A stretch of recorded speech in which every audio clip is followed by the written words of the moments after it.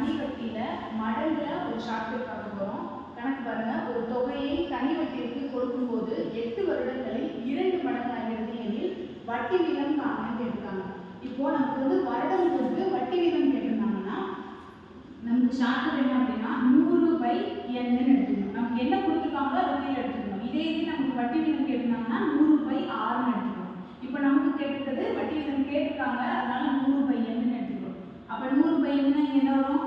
100 எண்ணுக்கு பதிலாக நமக்கு எவ்வளோ கொடுத்துருக்காங்கன்னா 8 வருஷம் கொடுத்துருக்காங்க. அப்போ 8 எடுத்துக்கணும். இதை கேன்சல் பண்ணோம்னா 1/8 2 மிச்சம் 2 2 16. அப்போ மீதி நமக்கு 4 கிடைக்கும். அப்போ நம்ம எப்படி எடுத்துக்கலாம்னா 4/8 அப்படின்னு சொல்லி வரும். 4/8 வரும். இதை அடிச்சோம்னா 1 நாள் 4 2 நாள் 8. அப்போ 12 1/2% தான் இதோடைய ஆன்சர். அப்போ நமக்கு இங்கே என்ன இருக்குது? 12 1/2 எங்கே இருக்குது அப்படின்னா ஆப்ஷன் சியில்